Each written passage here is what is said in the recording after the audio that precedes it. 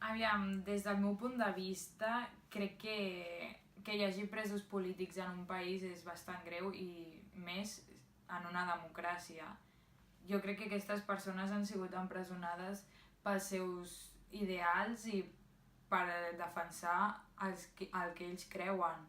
No crec que sigui just que estiguin a la presó per fer el que han fet i organitzar manifestacions pacífiques perquè la gent es pugui expressar.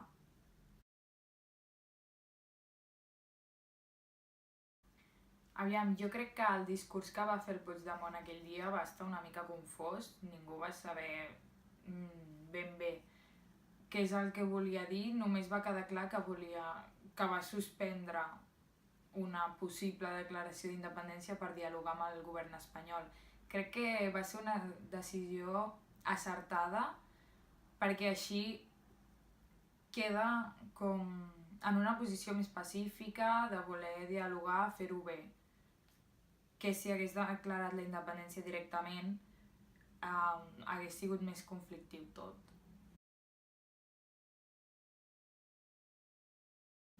Crec que la reacció de l'oposició i del govern central va ser una mica surrealista pel fet de que s'ho prenien com si fos una broma, com si tot això no hagués passat. I crec que és un assumpte que té bastanta importància com per prendre-s'ho d'aquesta manera. No sé, jo crec que el que haguessin hagut de fer és sentar-se a parlar i posar les cartes sobre la taula, dir està passant això i hem de fer alguna cosa.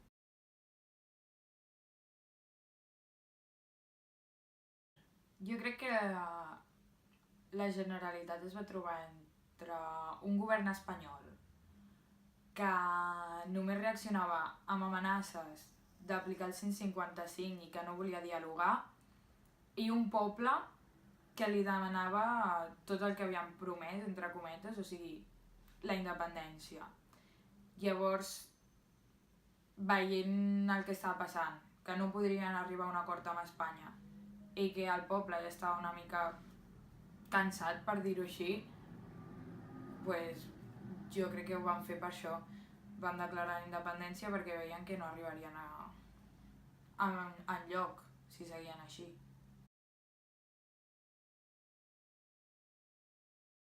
Aviam, l'article 155, el que jo tinc entès o m'han explicat, és un article de la Constitució que no s'ha fet servir mai i ningú sap ben bé com aplicar-lo, i el que fa és destituir tot el govern d'una autonomia i llavors aquesta autonomia quedaria governada pel govern central de l'Estat.